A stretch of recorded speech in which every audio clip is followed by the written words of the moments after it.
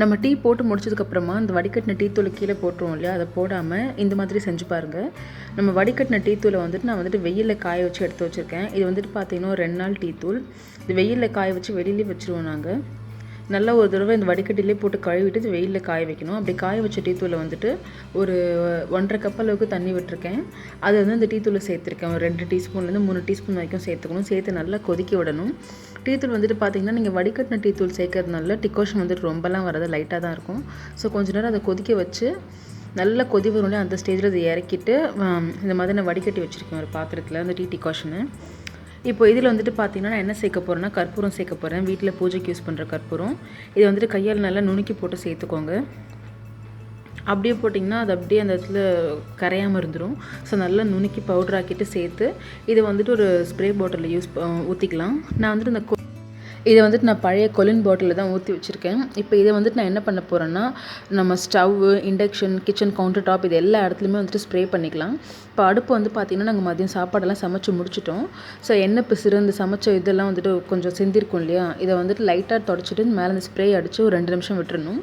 2 நிமிஷத்துக்கு அப்புறமா நம்ம கிச்சன் கவுண்டர் டாப் துடைக்கிறதுக்கு ஒரு தனியாக ஒரு பஞ்சு வச்சுருப்போம் இல்லையா, அந்த ஸ்பாஞ்சை யூஸ் பண்ணி ஃபஸ்ட்டு இந்த தண்ணி எல்லாம் தொடச்சி எடுத்துடலாம். நம்ம ஸ்ப்ரே பண்ண தண்ணியை ஃபஸ்ட்டு தொடச்சிடணும்.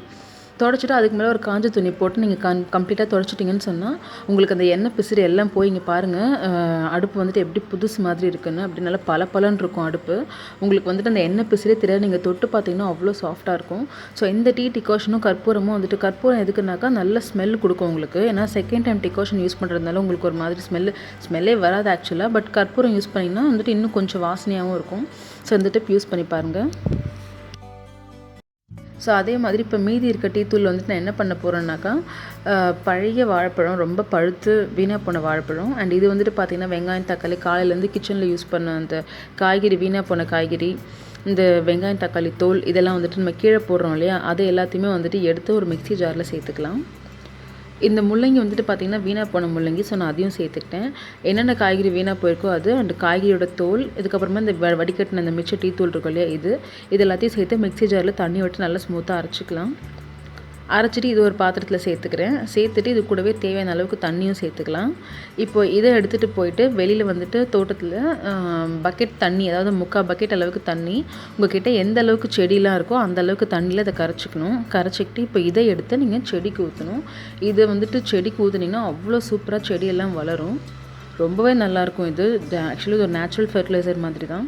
நம்ம கீழே வந்துட்டு இந்த காய்கறி தோல், வீணாக போன காய்கறி இதெல்லாம் கீழே வேஸ்ட்டாக தூக்கி போடுறதுக்கு பதிலாக இந்த மாதிரி நீங்கள் மிக்சியில் அரைச்சி இது மாதிரி செடிக்கு சேர்த்திங்கன்னா செடி சூப்பராக வளரும். ஸோ இதை கண்டிப்பாக ட்ரை பண்ணி பாருங்கள். ஸோ டீ தூள் வந்துட்டு நீங்கள் கீழே போடுறதுக்கு முன்னாடி இந்த மாதிரி டிப்ஸ் ட்ரை பண்ணி பாருங்கள். அதுக்கப்புறம் கீழே போடவே மாட்டீங்க. ஸோ இந்த 2 டிப்பையும் கண்டிப்பாக யூஸ் பண்ணி பாருங்கள். தேங்க்ஸ் ஃபார் வாட்சிங்.